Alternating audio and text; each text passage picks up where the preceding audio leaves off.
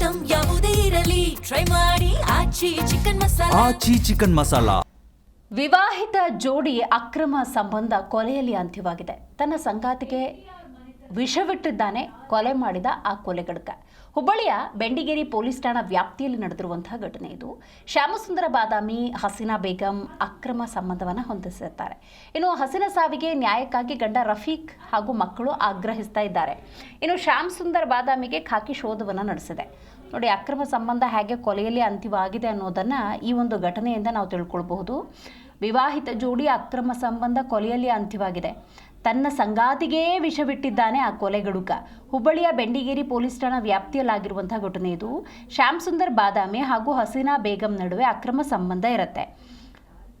ಆದರೆ ಈ ಪ್ರಿಯತಮ ಶ್ಯಾಮಸುಂದರ್ ಬಾದಾಮಿ ಹಸೀನಾ ಬೇಗಂಗೆ ವಿಷವಿಟ್ಟು ಕೊಲೆ ಮಾಡಿದ್ದಾನೆ ಅಂತ ಹೇಳಲಾಗ್ತಾ ಇದೆ.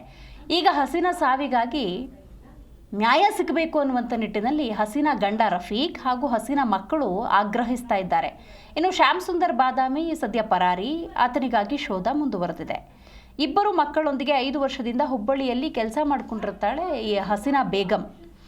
ಹಸೀನಾ ಬೇಗಂ ಮೂಲತಃ ಗದಗ ಜಿಲ್ಲೆಯ ಮುಳಗುಂದ ಗ್ರಾಮದ ಮಹಿಳೆ ಅನ್ನುವಂಥ ಮಾಹಿತಿ ಇದೆ. ಕೆಲಸದ ವಿಚಾರಕ್ಕೆ ಈ ಶ್ಯಾಮಸುಂದರ್ ಪರಿಚಯವಾಗೋದು, ಆನಂತರ ಇಬ್ಬರ ನಡುವೆ ಸ್ನೇಹ ಬೆಳೆದಿದೆ ಅಂತ ಕೂಡ ಹೇಳಲಾಗ್ತಾ ಇದೆ. ಆದರೆ ಇದು ಹೀಗೆ ಕೊಲೆಯಲ್ಲಿ ಅಂತ್ಯ ಆಗುತ್ತೆ ಅನ್ನುವಂತಹ ಊಹೆ ಕೂಡ ಯಾರಿಗೂ ಇರೋದಕ್ಕೆ ಸಾಧ್ಯ ಇಲ್ಲ.